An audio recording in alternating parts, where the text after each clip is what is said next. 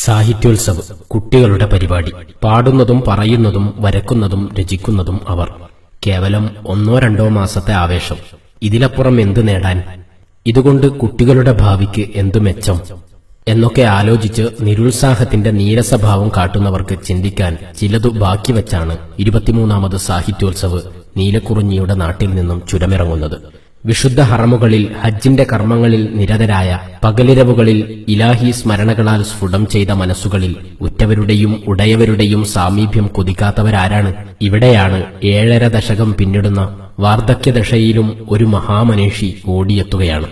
വിശുദ്ധ ഹജ്ജ് കഴിഞ്ഞ് രാവിലെ 9 മണിക്ക് എയർപോർട്ടിലെത്തിയ സുൽത്താനുലുലമ നേരെ മർക്കസിലേക്ക്, തന്റെ പൊന്നോമനകളായ യതീം മക്കളുടെ ചാര്. പിന്നീട് തന്റെ ശിഷ്യരിൽ പ്രമുഖരായ മർഹൂം CP അബ്ദുൽ ഖാദർ മുസ്ലിയാരുടെ ഉറൂസ് പരിപാടി കഴിഞ്ഞ് വയനാടൻ മലനിരകളിലൂടെ ക്ഷീണം വകവെക്കാതെ, യാത്രയുടെ ക്ലേശതകൾ കണക്കിലെടുക്കാതെ പൊട്ടിപ്പൊളിഞ്ഞ നിരത്തിലൂടെ ഓടിക്കിതച്ച് മൈലുകൾ താണ്ടി 3 മണിക്ക് നീലഗിരിയിലെ സാഹിത്യോത്സവ വേദിയിലേക്ക്. ഓർക്കൂ സഹോദര, ഇത് കുട്ടികളുടെ പരിപാടിയാണ് എന്ന് പറഞ്ഞു മാറി നിൽക്കാമായിരുന്നു. ക്ഷീണമാണ്, ഞാൻ പോകുന്നില്ല എന്ന് പറഞ്ഞാൽ നിർബന്ധിക്കാൻ മാത്രം ധാർഷ്ട്യമുള്ളവരാരുമില്ല. എന്നാലും ഷെയ്ഖുന കടന്നുവന്നു.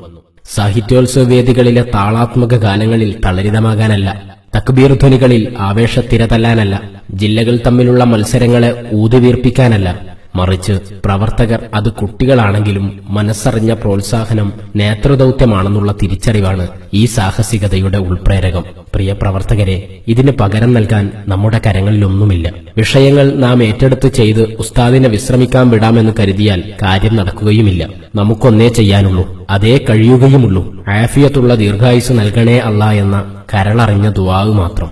നിങ്ങളുടെ പ്രാർത്ഥനാവചസ്സുകളിൽ ആ നേത്ര സൗഭാഗ്യത്തിനു കൂടി ഇടം നൽകാതെ പോകല്ലേ.